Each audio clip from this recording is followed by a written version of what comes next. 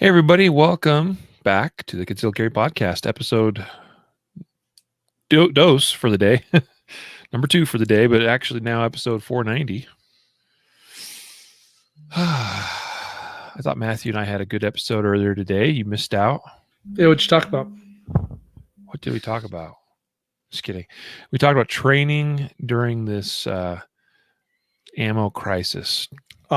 Bueno. I thought so. I'd like to think there were some good tips and tricks and strategies and ideas. Yeah. We apologize. We're bringing this to you almost an hour later than anticipated, but Jacob had a important family matter to deal with. Yes. Mission critical. That's what you call taking care of the missus when her phone breaks. The phone was broken. You can't have a broken cell phone. That is an urgent matter. I'm glad you got it squared away. Hello, John and Jeff. Thank you for joining. So today's episode, we're going to talk about carrying your gun in a ready condition. We're actually going to go back and revisit episode number 18 that we, and maybe some other things added to that, but that's kind of the primary focus is kind of revisiting that old topic, which was called To Chamber or Not to Chamber. It was way back in the day. Yeah. Almost 5 years ago now. I think we published that one in May of 2016. It's been a while. It's been a while indeed. So, hey, Cyrus, thank you for joining. So here we are, though, this fine Wednesday afternoon, evening for many of you, and looking forward to it. Carrying your gun in a ready condition. Should we do it, Jacob? Let's do it. Game on. Okay. In 3, 2, 1. This is the Concealed Carry Podcast, episode number 490. And welcome to the Concealed Carry Podcast, part of the concealedcarry.com network. I'm your host, Riley Bowman, joined today by my best friend, Jacob Paulsen. Thanks, Riley. It's like, what am I going to say now? I don't know. Running out of titles.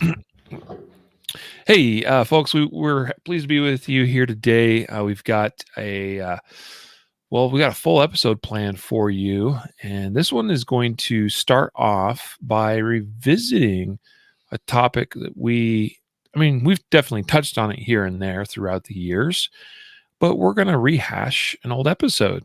Number 18, To Chamber or Not to Chamber was the title of that episode. Way back now, my goodness, almost 5 years ago is when we last did that episode.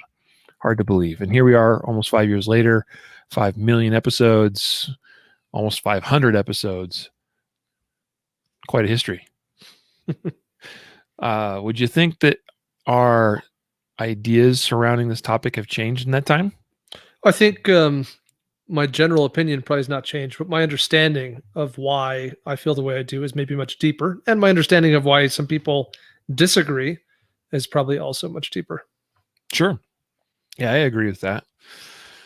And by the way, maybe we should have had or tried to have Matthew back on this together with us, because in episode 18, it was me, you, and Matthew Marister, and that might have been one of the first ones we had him on. It was the first one we had him on. That's awesome. Going back in time, brother. Well, anyway, today's episode, by the way, is sponsored and brought to you by, maybe I'll let you break this news. Guardian University. What's that? So Guardian University, coming soon to a computer near you. So Guardian University is basically a collection of all of the various online training that our company produces, organized into a curriculum that obviously is designed to take someone from zero to hero, I guess. And so what we've done is we've said, hey, listen, we have a bunch of online training courses, video-based training courses. People can buy them online and stream them, or they can order DVDs for those of you who like those DVDs. And we've had these for a long time, and it's always been a priority of ours to continue to produce more of those courses. But two things changed. The first thing that changed is we determined it was important to give someone direction relative to maybe an ideal order in which what those could be consumed. So, maybe this is better to watch before that kind of idea. And so we've kind of organized them into a more logical curriculum. And I think we'll continue to add on to that. And so by default, when you go to concealedcarry.com, even if you just go and set up a free user account, when you log into your user dashboard, it's going to show you your current rank. And your current rank is Guardian. And it'll show you what you need to do within the curriculum, what content courses you need to complete to rank up to Guardian level 1. And then, of course, after that, Guardian level 2, and so forth it goes. And so that's something that we're working on right now. A lot of the components are all ready to go. We have one more kind of fundamental video course that we're planning on producing here soon that will be part of that initial level 1 rank up. And we're really excited. So that's the first kind of key thing we did, is we organized all this content together in a curriculum. The second big element of Guardian University is that it is now completely free as a benefit to Guardian Nation membership. So previously, Guardian Nation members, just like everybody else, had to buy our online training courses. They were discounted, our standard Guardian Nation discount of our store, which is a nice benefit. But now they're just free. All online video courses are free as a part of Guardian Nation membership. And that's true today, right now. You could go and you could take any of our courses for free if you're an active member of Guardian Nation. If you join today, you would immediately unlock all of our online training courses and could begin to move through that curriculum. So it's there, it's live. You just can't quite fully rank up to the next level right now until we finish the next component. And once that's done, we'll do kind of an official launch, but pretty excited. But you heard it here first, folks. So, Guardian University. I don't know if there's a link to provide to that, but other than you can go to concealedcarry.com, log into your user account dashboard, and you'll see a little button or tab thing there. You can click Guardian University, and then you'll see the whole curriculum laid out, and you can work your way through it. Yep. So pretty exciting. And also today's episode is sponsored and brought to you by the Ready Up Gear laser dot training cartridge, available at readyupgear.com. Jacob, you already did the one message. Why don't you do the second one here?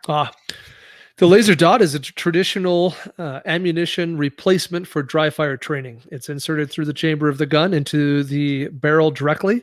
And when the firing pin comes forward and strikes the rear of the round, it hits this little activation button, which activates a red laser, which momentarily flashes on through the barrel / out of the muzzle of your gun and onto your purported target. It gives you accuracy related feedback when you're doing dry fire practice. This is not a new concept. A lot of products like this have been on the market for a very long time. But the laser dot from Ready Up Gear is one that we feel good about. We think the price is spot on, and we think that the quality is good. So laser dot from readyupgear.com. Available in 4 calibers, 380 auto, 9mm, 40, and 45. Yep. Maybe one day revolver options? Maybe one day some carbine options. Yeah. Cool. All right, guys, appreciate your support of our sponsors that make it possible to produce this podcast. Let's get into it. Today's topic, again, carrying your gun in a ready condition is the title I decided to give this one. And I'm just going to kind of preface this a little bit, and we'll see where this takes us. We don't have a particular outline or really much of a show notes to follow in this, other than we're just going back and kind of reviewing this topic from 5 years ago now. Carrying the gun in a ready condition, I define as the first thing I think about, Jacob, is why am I carrying a gun? And I'm carrying a gun for a low probability event, more than likely, where if in the event that thing does happen and I have a need to defend my life or the life of someone I care about, then I need that ability to do so immediately. And we're doing this. We're talking about this in the context of a gun. I mean, because we could obviously expand this to a greater context than just guns and shooting, as far as defensive methods and techniques and strategies and tactics. But if I need that gun, then again, it's a low probability event of it even occurring. But if it happens, then typically it happens relatively quickly.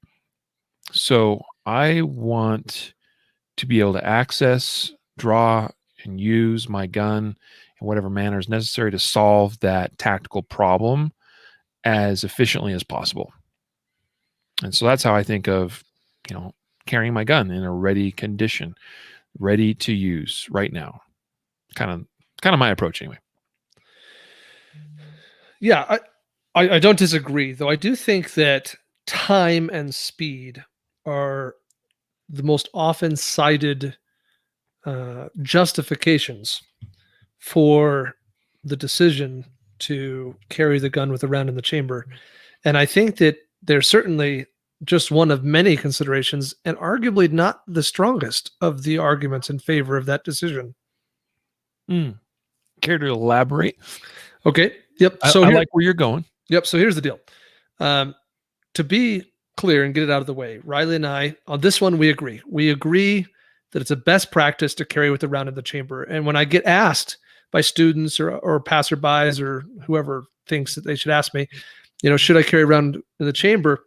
My general response is something along the lines of, it's probably a good idea to have a goal to get to a point where you're comfortable enough to carry with the round in the chamber.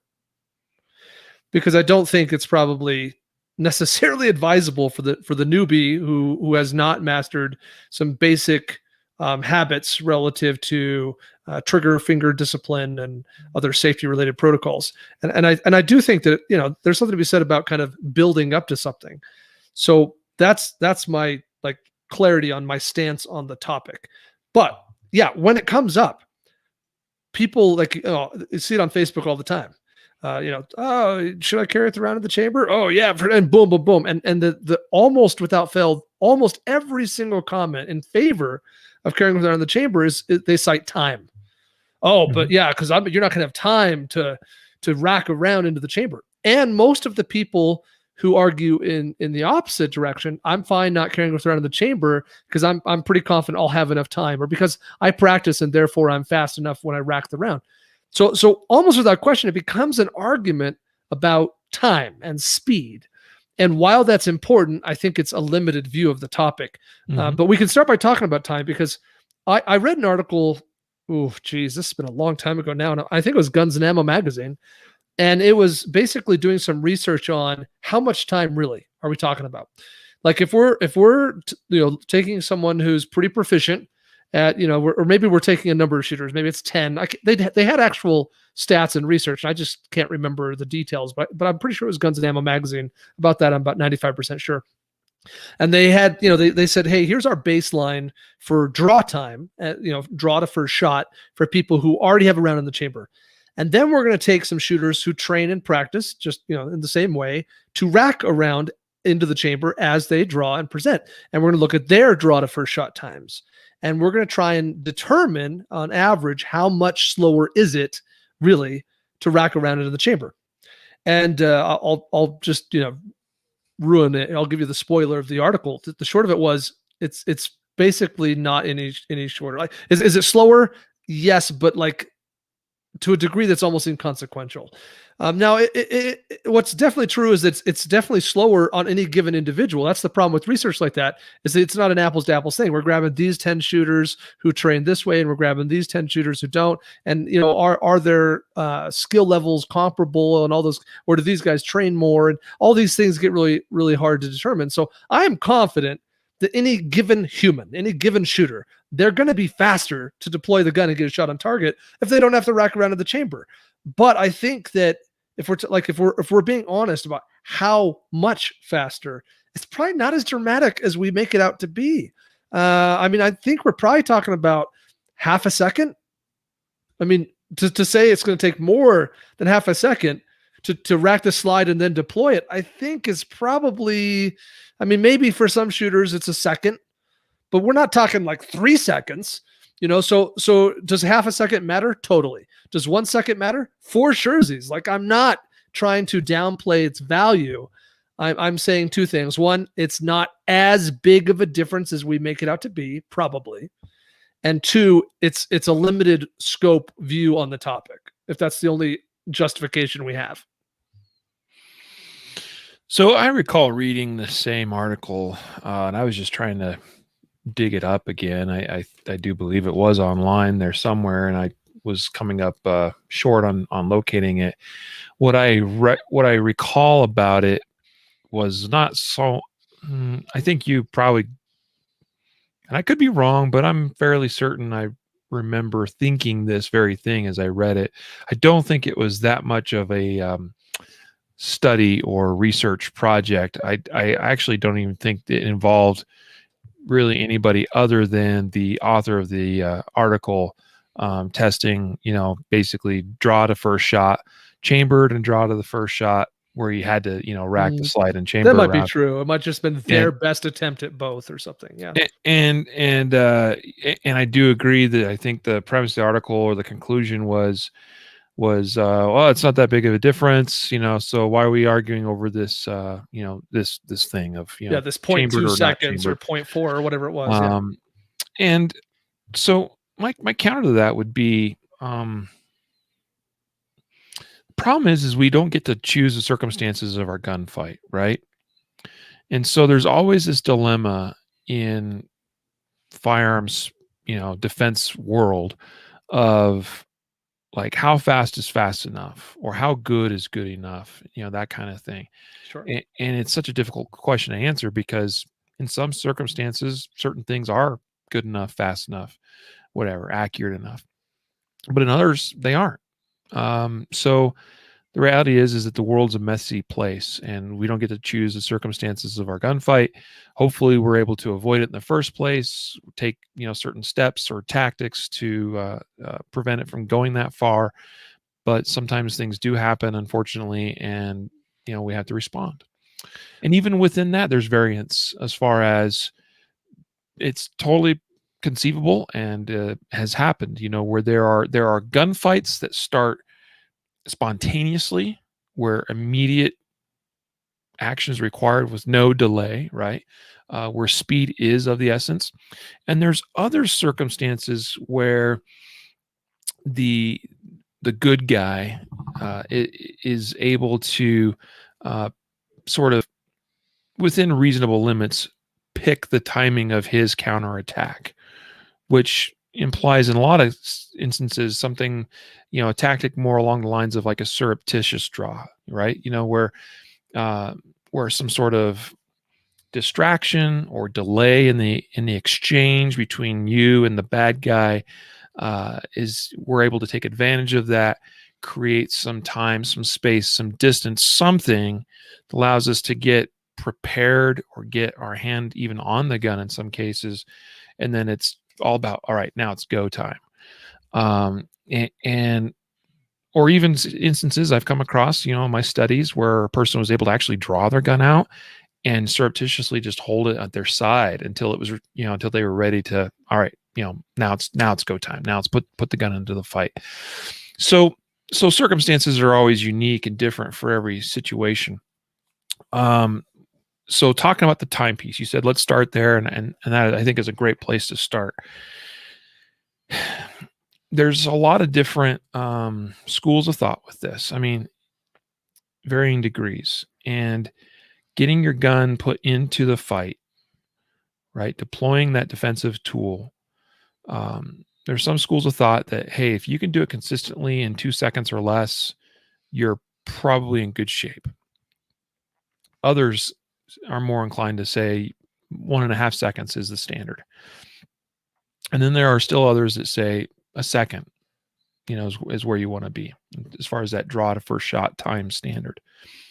I think the nuances in our training community that sometimes brings up those different time standards, I think is reflective of the various differences that do exist in actual recorded gunfights.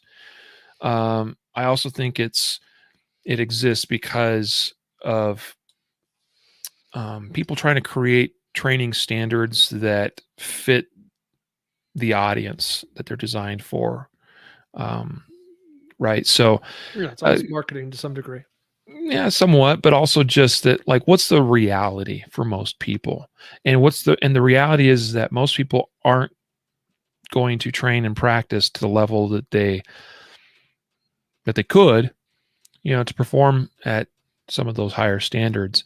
So I guess what I'm trying to say with all this is, as I've studied, and by studied, I mean, we've covered so many of these justified save stories, as we call them on the podcast, of civilian uses of deadly force in defense. We've watched numerous videos of shootings that have happened on, and have been captured on camera. And then just talking with people that have experienced things. We've interviewed people on this podcast as well that have used their firearms in self-defense. And so my feeling is that it's far better to have a skill or performance standard that isn't needed than to need it and not have it. Just like it's better to have the gun and not need it than to need it and not have it, right? We are planning for low probability events in the first place. So why would my mindset with regard to my imagined gunfight be any different? Why would I not think, well, I probably don't need that 1 second draw, but would it not be a good thing to maybe at least have that capability should I need it? It's a low probability event, but I don't know. I guess that's my counter to that. Which I think is super valid, right? I mean, we're both like countering an argument that neither of us actually are on the other side of. so we're a certain degree of like bias exists here. I think it comes down, if time is the only factor, which it's not, we're going to get into other things, but if time is the only factor, then I think a person just got to decide how committed they are. Because that to me, it's a question of commitment. If you're super duper like committed, like I'm going to maximize my odds, then this has to be a part of that, because without question, it does shave time. To whatever degree that amount of time is really becomes irrelevant if you're super committed, because you're just trying to shave off any time you can. It just doesn't matter if it's faster or not. That's all that matters. Yeah. You can always get faster. Right. The answer is yes. Therefore, it's a moving goalpost. Right. Yeah. And of course, there's some counter arguments related to safety, and I'm sure we'll address those at some point here. But if you're simply trying to maximize odds of success, then this is one more thing you can do.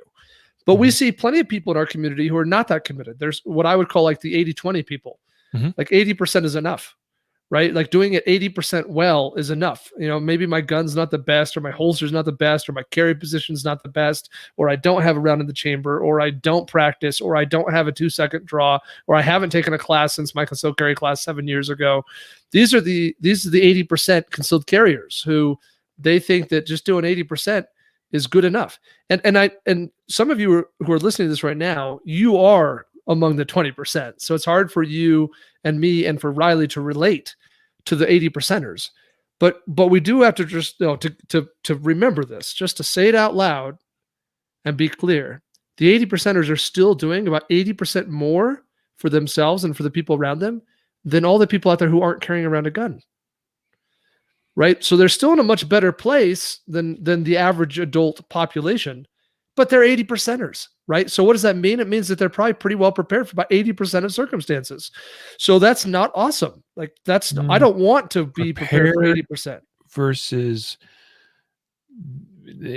people get. I'm being very generic. I don't really believe in luck per se, but people get lucky. Oh, we see tons of luck. Tons of luck, right? A large number of the stories we read clearly involve a significant amount of luck. And that's fine. Like, I hope I get lucky too. Frankly, I'm all for being lucky in my gunfight one day. Like, God bless it. I'll take any luck I can get.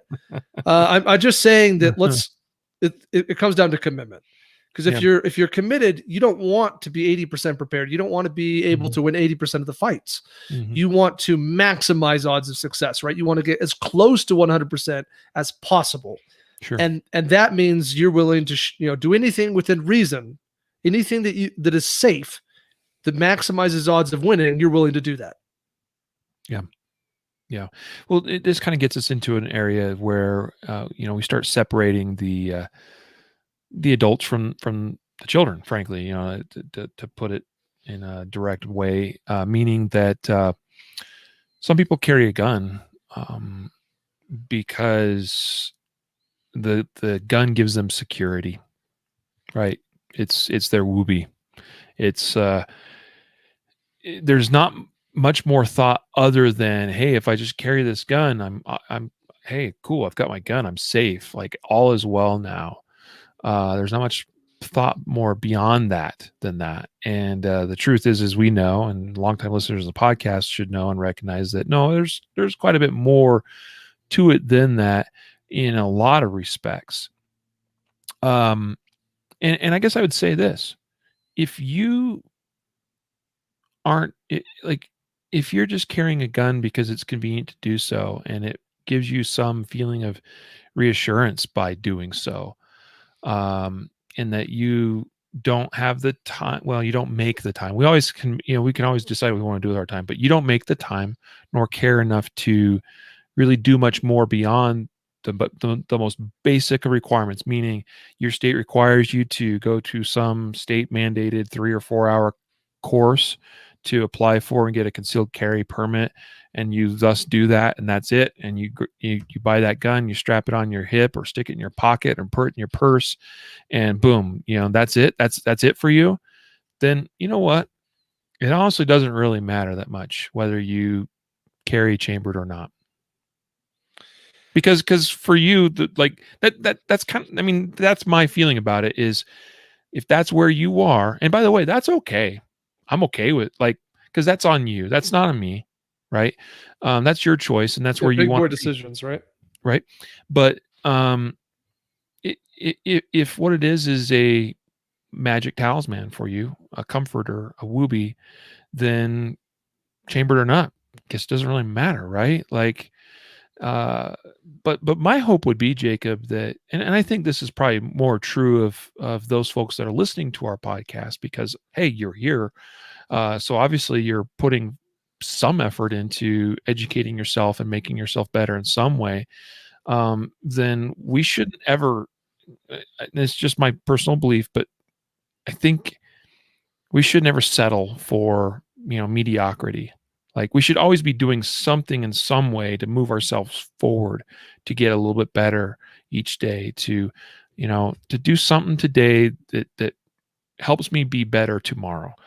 And again, I think that most of you listening probably are of that mindset, because you're here and we're all in different places along the path, right? Some are more dedicated than others. Some are more prepared or practiced than others. Some have a different background than others, that maybe have set you on that path earlier in your life, or whatever. So it is what it is. But I would hope that we're always trying to find ways to push ourselves to get better. Yeah. But there are exceptions to the rule. Like, I definitely have met people who I would consider have a high degree of commitment, right? They've spent money on the gear, they've taken lots of classes, but yet they're on that side of the fence of, no, I'm not carrying this around in the chamber. They just fundamentally think it's unsafe. Do you come across that many examples of that? Nah, 1 or 2. So, because that's my point, is not common. I think if you honestly have taken a lot of classes, you've probably worked this out already for yourself. Well, it would be hard to take a class and have this belief, frankly, like any defensive handgun class, for sure. It's going to make for a long day for you on the range. But constantly clearing the chamber before you go back to the holster is going to be, man, you're going to be pulling a lot of ammo out of the dirt. But anyway, I guess I'm saying that I don't mean to generalize. I think it's unfair of us to suggest that anybody who doesn't carry around in the chamber is not committed enough or not dedicated enough. I'm trying to provide some allowance. There could be people who very much so identify as being extremely committed or extremely dedicated, but this is a line they've drawn in the sand because they feel, for whatever reason, it's not for them, or that it's unsafe. And so, we would obviously hope to address those concerns today, but we need to allow that it's not necessarily a guaranteed sign that you're just not in it, that you're 1 foot in and 1 foot out. Sure. I mean, but equally so, there's tons of people that are wholly dedicated 100% in their belief and support of the Second Amendment. And therefore, the Second Amendment affords me this right to carry a gun, and therefore I shall. But that's the extent of their dedication, is that it's Second Amendment. I have the right. I will do it. But as far as actually developing defensive-minded or tactical skill, well, there's plenty of people who are very committed to the Second Amendment and don't even want to carry around a gun. Sure. Right? For them, the Second Amendment protects other things, like having a gun at the house or hunting, or so yeah, you can be committed and dedicated and still not identify with all these standards that we deem the best practices. For me, that's remember where I began, is I asked the question, I said, why am I carrying a gun? Why? Like, now again, your why might just simply be, well, it's my right to do so, and you have no right to tell me otherwise. I'm not trying to tell anybody that whatsoever. But I think, and I'd like to think, for most people that carry one, at least on a daily or semi-daily basis, it has something to do with, or is rooted somewhere in case I need it to defend life. And if that is your why, then what are we doing about, making, trying to be as prepared as we can be to actually be able to perform that why, to do that thing that we said we're carrying that gun for. Mm-hmm. I think that's important. I think it's a very fair question to ask. That self-reflection of, why am I doing this again? Why do I put up with this extra little weight and pinch and pain and whatever in my waistband? What am I doing that for? There's a reason. And so, like, let's use that, I think, as motivation to push ourselves to the next level. I mean, you also kind of started out saying that a common thing that you respond to those that ask about, and by that, like, we teach concealed carry classes. You teach far more of them than I do. And so you get, frankly, a lot of newbies, newer gun owners, first-time gun owners, or people have been gun owners a long time, but now for the first time ever, they're thinking about carrying a gun with them. And this is a question that comes up. Is it safe for me to have this round chambered in the gun? Is it spontaneously able to discharge? What kind of safety things or issues do I need to be thinking about or considering? And your response is, it's probably a good goal to work yourself, towards where you are able or comfortable with doing that. Mm-hmm. Yeah. I don't know how to be more concise than that, right? Like, acknowledge that the person may not be comfortable in doing so, and that's okay, but that it is a best practice. And so they probably need to get to that point. Yeah. And I think it comes down to a large number of things, certainly understanding things that or help you overcome the gun safety concern is the primary issue, right? Anyone who doesn't carry with the round in the chamber, they cite safety. That's the only justification for not doing so, right? Like, it's pretty obvious that it's faster and whatever else. So the only justification of not doing so is to say, oh, I don't think it's safe. So not thinking it's safe is, in my opinion, to some degree, ignorant. And I don't mean that with any negative connotation. I just mean that, I'm ignorant on a ton of stuff in life, right? But this is one where, if you think it's not safe, I think you're carrying around a certain degree of ignorance. And so I think we have to address, what are those issues? What are those concerns that would cause someone to think it's unsafe? And why do we disagree? So one thing I think that would be a good resource, if anyone's listening to this, maybe your friend told you to go listen to this episode and you're in that camp, that you feel that way. I would encourage you to also go listen to episode 476 of our podcast. Episode 476 is called 4 Trigger Types and Choosing the Right One for You. Because I think that having a deep understanding of the modern day semi-automatic handgun, or revolver for that matter, is pretty critical to this topic. Because there are distinct differences between a single action only gun and a double action single action gun, or a striker fire gun, or whatever. I guess I just named 3 of the 4. So the 4th one would be a double action only gun. And understanding those also, I think, will help you to be more educated and be less ignorant on this topic. Because if you are carrying, let's say someone's carrying a 1911, oh, I choose to carry a 1911, so I'm not going to put a round in the chamber because that single action only trigger, it's really light, and I don't want to carry it cocked and locked. Okay, like that is a unique thing that's different than someone who's walking around with a Glock in their pants. And so we got to have a certain degree of understanding. It doesn't change the question, by the way. Like, you still should have a round in the chamber. I'm not saying it changes this issue. I'm saying that it's more understandable why you would be unclear on why it's still safe to do so. So go listen to episode 476. I think it's important, like prerequisite to understanding some of those things. But the short answer is, how do we ensure that the gun is safe? Well, regardless if you have a round in the chamber or not, we do the exact same stuff. Okay, we put the gun in a quality holster, and a quality holster, by the way, as it relates to safety, really has three components. The holster fully covers the trigger guard in such a way it's impossible for the trigger to be depressed while the gun's in the holster. Okay. Number two, the gun is retained to the holster in a way that we deem sufficient. And number three, the holster is retained to the body when we draw the gun, so the holster doesn't come with it. Those are the three safety-related holster requirements. So regardless if you carry it around in the chamber or not, you should be checking those boxes. So that's the first thing that I think is necessary to carry it around in the chamber safely. And then the second thing is your personal discipline, right? Your ability to draw the gun properly and to deploy it on target. And whether you carry it around in the chamber or not, you should be doing it the same way, right? So it's not an issue of, well, I get to be more lax if I don't carry it around in the chamber. I don't have to do this. Like, it's all the same thing, right? Like, the way we carry a gun and deploy it safely is the same regardless. And if you are doing it properly, then regardless of having a round in the chamber or not, you're just as safe. Mm-hmm. Yeah. Yeah. The status of the gun doesn't change our own, actions as far as our safety, right? I mean, it can influence it somewhat. And I think if it does influence your actions, that's on you. That's a problem, with you. Meaning that if you are more lax in your handling or treatment of a gun because it's unloaded or you believe it to be unloaded, that's a problem. That's an attitude that shouldn't exist, right? It's dangerous. But whether that thing has got a round chambered or not shouldn't do anything at all or influence us in our abiding by the safety rules. Like, it's as simple as that. Now, I understand that a lot of newer gun owners and gun carriers are a little more, this is more of an issue because the confidence is not yet there for themselves in their ability to daily handle,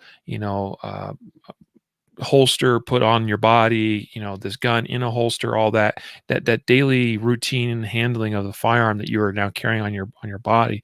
That confidence isn't there yet, that you believe in yourself, that you can do so safely. That's fair, and that's completely understandable. And if that's where you're at, then like, bravo, like at least you are in tune enough with yourself to, and also, what's the word? You have enough integrity with yourself too, to go, you know what? I'm not sure I'm ready for this. So this is how I'm going to handle this. I'm going to carry this thing unchambered, and that'll limit my liability, personally speaking. I understand and I can relate to that. Okay. Well, I'll say that when I did it, I'm guilty, right? Yeah. When I first 5 years, I think we even talked about this, the last time. When I first started carrying a gun, like 15 plus, I don't know, how long has it been now? 15, maybe 16 years now. Probably about that. Okay, 15 and a half for me. Yeah, around that time frame. That I totally was in that same position. And I'll tell you the one thing that I did, and I think I talked about this in episode 18, that helped me, I think, get to a place of greater comfort and confidence in myself and my ability, was simply practicing carrying around my own home. Like, before I even ever went in public, it was get my gun, get my holster, which was a crappy gun and a crappy holster to begin with. But hey, that's neither here nor there. But I got the gun holster unloaded and put it on my waist and just wore it around the house. And that was kind of like the first step. And then the next step was unchambered, loaded magazine, in holster, going out in public. And it's hard for me to remember exactly, like how long all this lasted, but maybe 2 months, something like that would be my guess. Like a couple of weeks just wearing it around the house, maybe 2 months or so in public, unchambered. And at some point, I'm like, you know what? I'm getting used to how this works, how I carry it. I'm getting more comfortable. I feel pretty good about my safety. I'm not pointing it at myself. I'm not pointing it at others. And I'm, handling it, holstering it, getting ready for the day, whatever. And then, next thing you know, you like that common sense piece, at least for me, was I'm carrying this gun. I'm more confident now in my safety aspect of doing so. I'm a little less confident in my ability to draw and chamber around and put this thing into use. So I need to make sure this thing's ready for use now.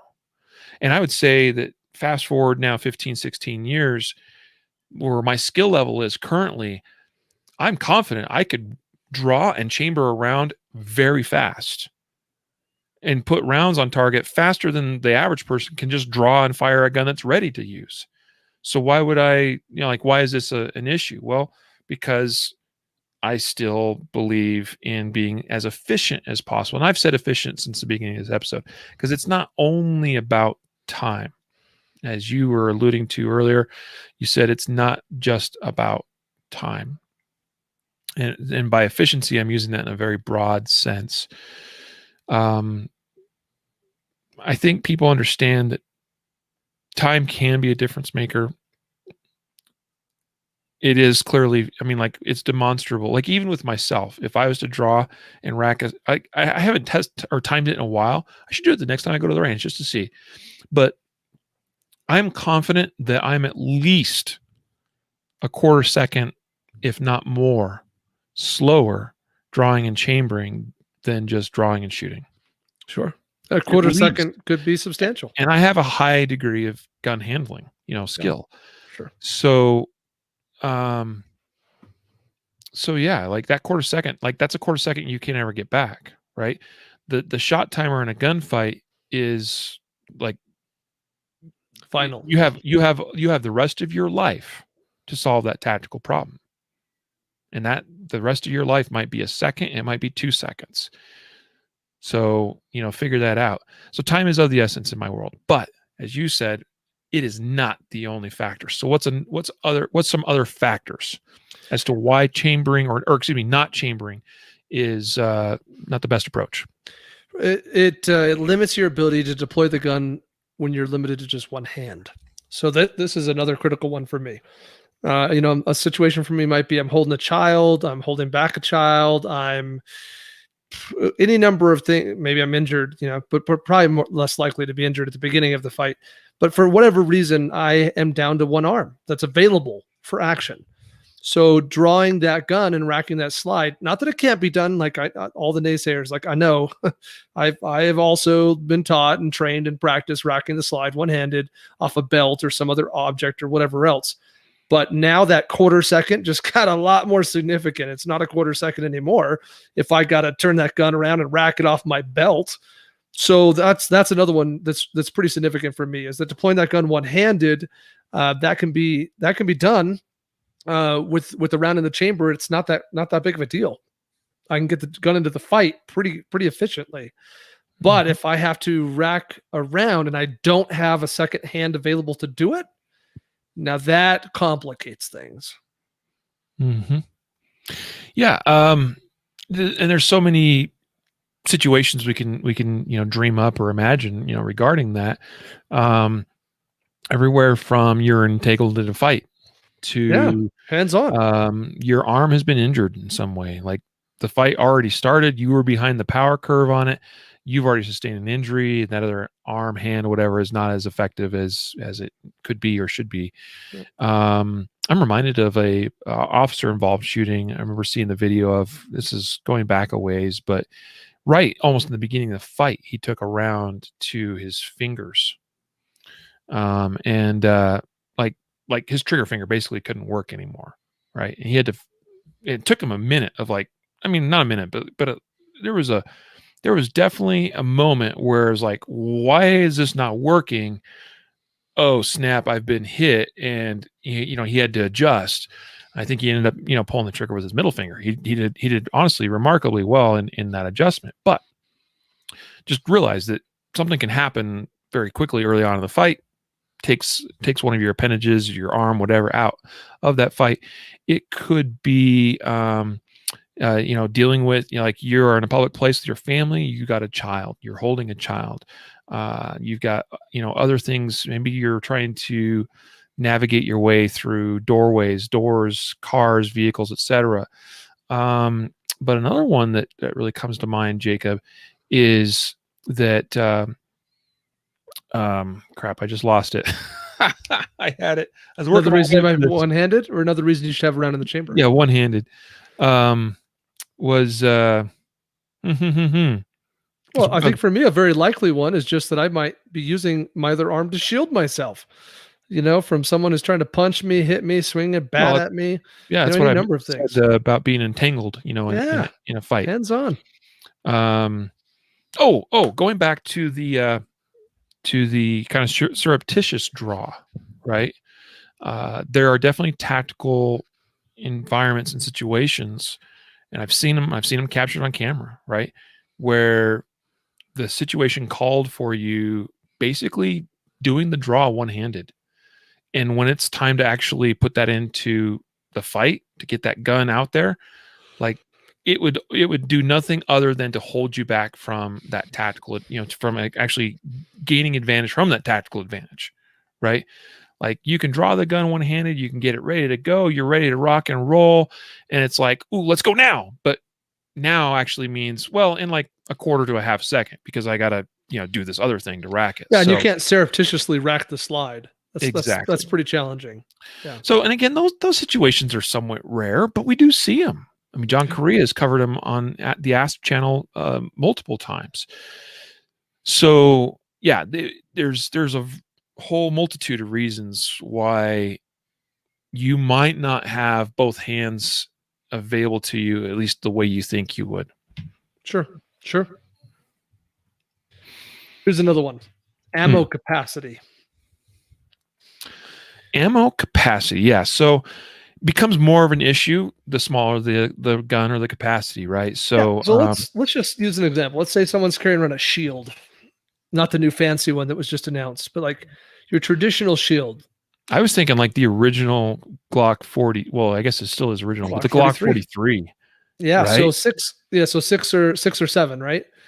So the Glock, is it 6+1? I think it's 6+1. 6+1. Yeah. So it's 6+1. So what's the difference then, percentage-wise, in ammo capacity between 6 and 7 rounds? It's 16%. One is 16% of 6. So to me, this is pretty serious. Like we're talking about a substantial increase in ammo capacity, 15% by putting a round in the chamber. Like that's a lot. Now, again, that's a bigger percentage when we're talking about these low capacity micro compact or subcompact guns than when we're talking about a mid-size or a full-size gun, right? Well, and what's the difference between 17 and 18? Not as significant as 6 and 7. Exactly. Like a buddy of mine, he's a very serious trainer. Like he trains a lot, takes a lot of classes from people, and is a very accomplished shooter. And he's like, don't judge me, but I don't +1 my gun. Meaning he starts with a fully loaded magazine, sticks the magazine in the gun, chambers around, doesn't bother topping off the mag or that kind of thing. And I was like, okay, I know you're carrying a 17+1 round gun. Like I don't like that, doesn't bother me that much. But if you told me that about a Glock 43 or a Shield or some other like small low capacity single stack, it's like, I mean, yeah, there's a bit of a difference there. And of course, I'm on record numerous times as saying my personal belief, and it's not based on anything super scientific or anything like that, other than just experience and studying a lot of different self-defense incidents, that if I'm going to carry a gun, I really want to carry a gun that has at least 10 round capacity. And, there's a difference between a 10 or 12 round gun and a 7 round gun. in my Sure. opinion. Looking Sure. at common incidents and the number of rounds that is often involved in solving those problems. So yeah, I'm with you there, bro. Yeah, if you're a 6 or 7 mag capacity gun and you're already down one round, like that definitely kind of hurts. It's like starting with a revolver that only has 5 to 6 chambers, loaded, Yeah. or It 4 out feels of that 5 way. in the case of a 5-shot. It's like, None of us know how much ammo is going to be required to solve the problem, just like we don't know how fast we're going to have to be to solve the problem. So it's that same category of, are you doing the 80% or are you committed enough to maximizing your odds of winning? And so this is ammo capacity is one of those things. And it's one thing to say, oh, I'm carrying a spare mag. Oh, well, that's noble and awesome and cool of you. And like legitimately 2 thumbs up from Jacob. But it's a pretty simple thing to just add one more round to your ammo capacity. Just rack one into the chamber, top off the mag, stick it back in the gun. Like poof, you just increased your ammo capacity by 1. mm-hmm. Of course. Yeah. So, yeah, to the point about spare mags, right? Like, first of all, I think I'm aware of 2 incidents where civilians actually reloaded their pistols. And I don't even like, I've heard of these from reputable sources, but I can't even point you to those specific incidents as far as a source. The likelihood of you having the chance to reload is probably pretty low. So I that's another reason why it's like, I'm not going to count on, and some of that may be because you may not have the opportunity to reload. Right. That's an important clarification because you're not suggesting that citizens never have a need for that much ammo. You're suggesting that the odds are pretty low that you'll have the opportunity to reload before the problem needs to be solved. Yeah, I would say even in some of the officer involved shootings I've watched where they've run dry, that it's not untypical that I've seen officers shoot their gun dry and then they still perform a reload. But by the time they've done that, they're like, oh, problems, like the dude's down, situation's resolved. Also, it tends to be more like that people realize the gun's dry and they tend to try to get the heck out of there. Get to cover. If they are a cop, they're trying to get to cover to reload. That seems to be a little more typical that, hey, guns out. Ooh, snap. Like I'm still out in the open, or I need to do something about this right now. So, if you live in Brazil, you probably need to reload. I don't know about that. I have no personal experience there. Dark agenda to the bay mail to the bay. Dank agenda. Just dank agenda. Tá bom, cara. Tá bom. So, yeah, all fair points. The chamber or not the chamber? Other points, Jacob? I think that those are the things that are top of mind for me. At the end of the day, my summary would be where I started. It's a good idea to have the goal, the objective, to get to the point where you're comfortable enough to carry with the round of the chamber. I've yet to hear of anybody who said, "Oh, I never carry around the chamber because when I carry properly in a good holster and I exercise, basic safety precautions, I sometimes pull my gun out and I find the trigger's been depressed." That's not happening. Guns are not like the vast majority of concealed carriers who carry a gun have a round of the chamber. None of us are just randomly getting shot. Now, you certainly can point to negligent discharges where, because of some other safety failure, a person has had a negligent discharge. But the round of the chamber is circumstantial. It's not what leads to the negligent discharge. It's not what leads to the discharge of the gun.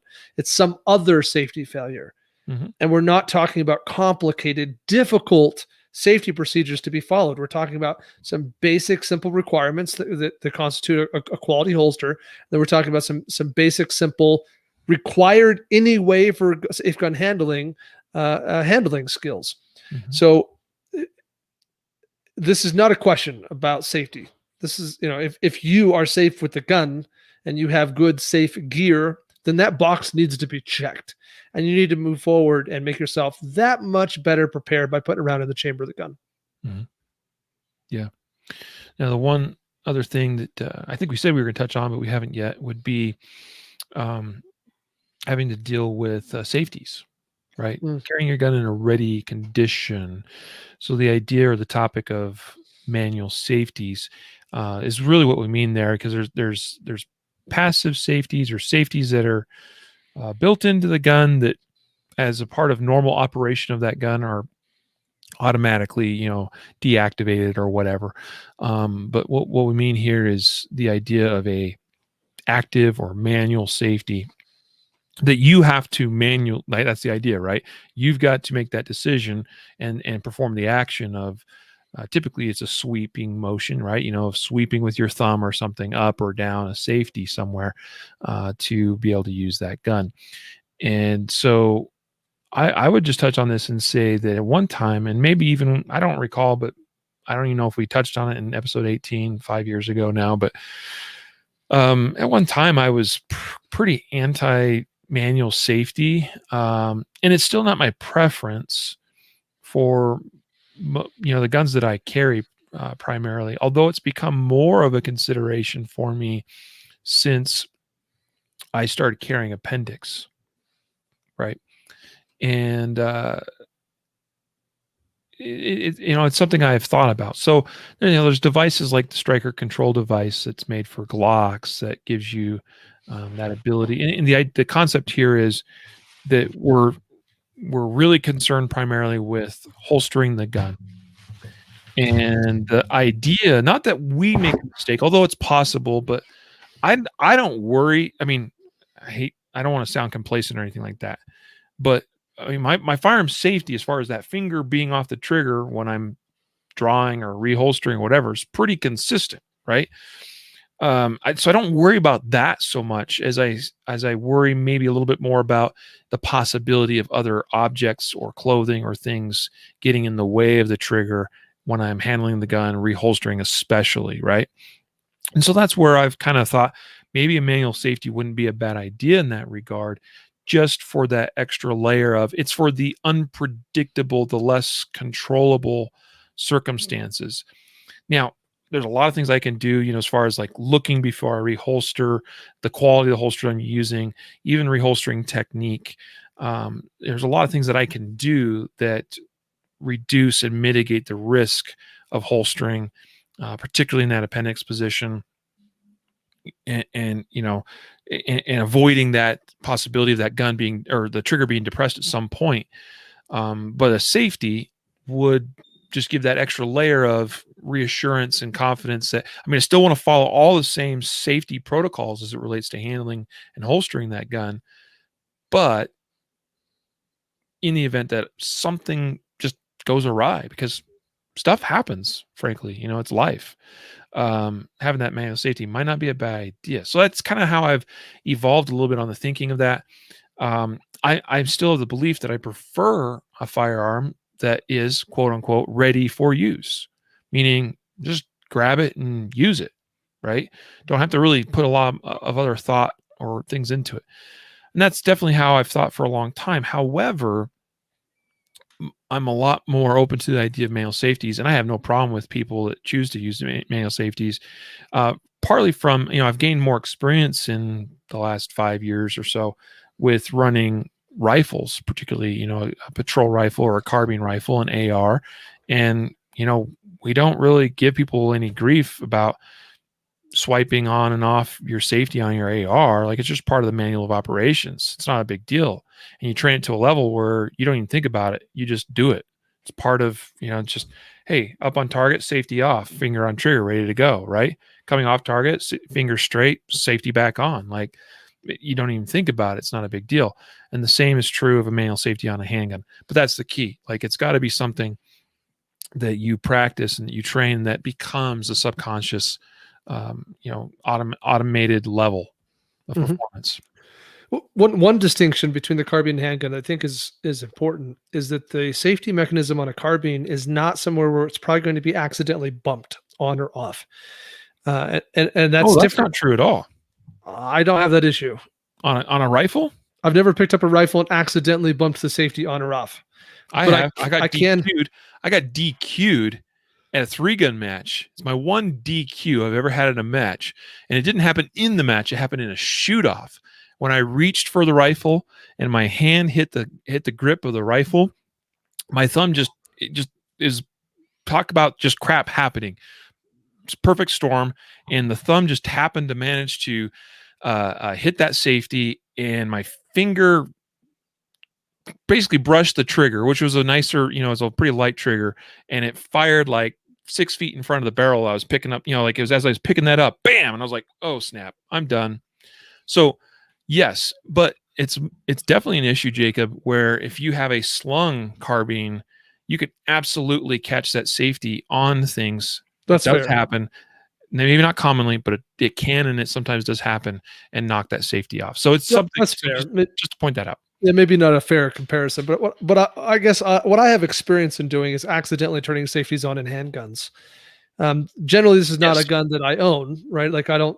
If you own the gun and you're running a safety, then you probably have trained to grip it in such a way that you don't accidentally activate your safety. You've probably trained in such a way so as to activate it and deactivate it as part of your holster and reholster, or your draw and your reholster stroke, right?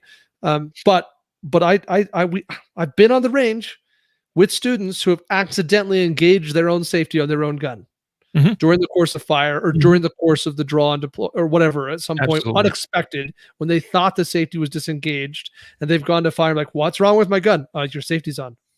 How? Like, clearly your grip bumped that on. So I think that would just be my only thought, is that yes, your gun, you train, you practice, you grip it in a certain way. But especially people with bigger hands tend to have more issues with accidentally engaging the safety. I often tell people this, and maybe this will be my last word on this topic, and we can end the episode. But when you're new with handguns, your worst case scenario, your nightmare, the thing that keeps you up at night is the idea that the gun might go off when it's not supposed to. When you've done this for a while, a decade and a half in the case of Riley and I, my worst nightmare is that the gun will not go off when it's supposed to go off. So the attitude changes, from one end of the spectrum to the other. Yeah. I agree with that.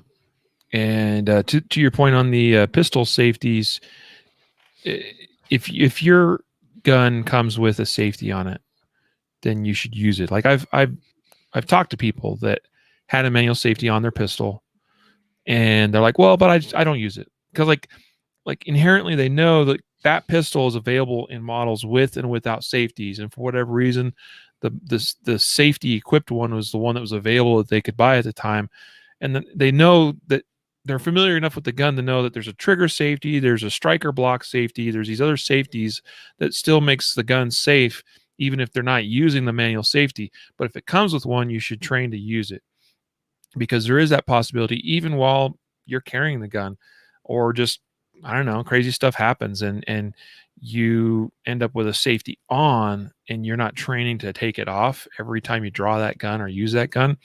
And then you're pressing the trigger and wondering why your gun's not going bang.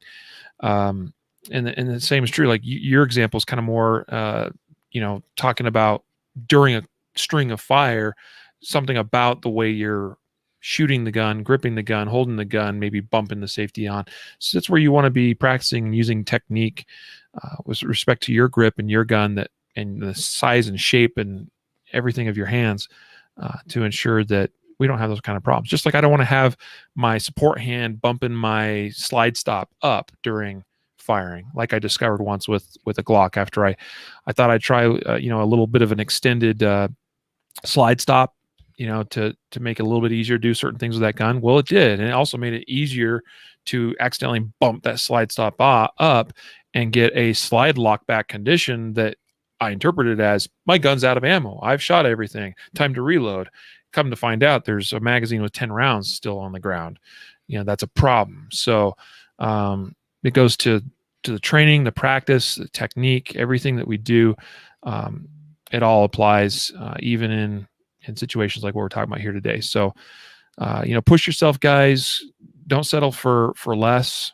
There's always, like, we can get in this rabbit hole of chasing equipment and like there's newer, better gun stuff all the time, and I'm just going to spend more money buying gun equipment. I'd much rather see you chase the never-ending goal of I can always get better at handling or shooting my guns. And that's what I'd like to see you guys do. And as far as carrying a gun chambered, do it. Do what it takes to get to where you're comfortable doing it. Because I don't see any serious trainers anywhere saying that you shouldn't carry chambered. It just doesn't really exist. They don't exist. And if the presence of a manual safety makes you feel more inclined or more comfortable carrying it around the chamber, then I call that A-okay and awesome. And to your point, we could argue that safeties are A-okay and awesome under any circumstances, but certainly if that would help you get over the hump, then I would say do that. Yeah, I think that's fair. Well, guys, thanks for joining us for another episode of the Concealed Carry Podcast. Carrying your gun in a ready condition. I hope that you feel like you've gotten your money's worth out of this episode, which is not much. Your time. It was free, so there you go. You're welcome. If you like the podcast, you like the episode, let us know. Send us an email. podcast@concealedcarry.com is how you can reach us if you have any questions, suggestions, etc. Don't forget to sign up for our weekly podcast giveaway that we do at concealedcarry.com/podcast prize. And also, again, one last shout out to episode sponsors, the new soon to come and be officially released Guardian University on concealedcarry.com to put more good quality education and content in the hands of good people like all of you out there, and free to Guardian Nation members, which is awesome. And for dry fire purposes, particularly if you use some kind of laser dry fire system or software, pick up the Ready Up Gear laser dot training cartridge. That's all I got. Jacob, adios. Thanks, everyone. Have a great rest of your week and a weekend as well. We remind you to train right, train often, and train safe so you can fight hard, fight fast, and fight true. Take care.